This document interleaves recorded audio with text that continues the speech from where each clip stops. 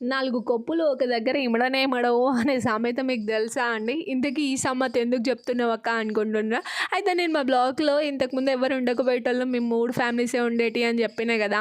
So, ఇప్పుడేంటంటే కొత్తగా ఇంకొక 5 ఫ్యామిలీస్ అయితే వచ్చినాయన్నమాట. అంతవరకు బానే ఉంది గానీ, అయితే అసలు బట్టలు ఆరేసుకోవడానికే వచ్చినాయన్నమాట ఈ తిప్పలన్నీ. ఏంటంటే ఇంతకుముందు చక్కగా మేము ఎవరికి వాళ్ళం కట్టుకున్నామో వేసుకునేవాళ్ళం. ఈ కొత్తగా వచ్చిన వాళ్ళు ఏంటి అంటే, మేము కట్టిన దాంట్లోనే బట్టలేస్తున్నారనమాట. ఇంగా నాకనిపిచ్చింది అంటే ఒకటికి 2 సార్లు మేము చెప్పామనమాట.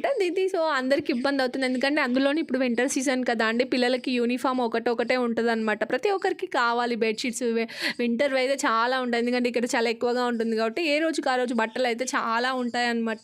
సో, కింద ఆరవు కాబట్టి అందరికి పైన కావాలి. ప్లేస్ ఇంకా చాలా ఉంది. ఇంకా 10 మందైనా కట్టుకునైతే ప్లేస్ ఉంది. సో, చక్కగా కట్టుకోవచ్చు కదా! 1, 2, 3 సార్లు చెప్పామనమాట. అయినా సరే వాళ్ళు వినకుండా ఇంకా మాకన్నా ముందే బట్టలు ఉతికేసుకొని వేస్తున్నారు. సో, మనమేమో పాపం వేసిన వాటిని తీసి మళ్ళీ అక్కడ వేయలేం కదా!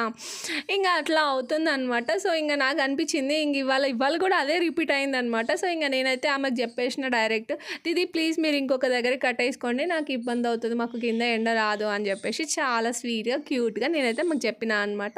"సరే దీదీ ఇంకా మా ఆయనకైతే చెప్తాను కట్టమని. ఇవాళ ఒకరోజైతే ఉండనివ్వు" అనంటే, "సరే" అనేసి చెప్పేసి అన్నాననమాట.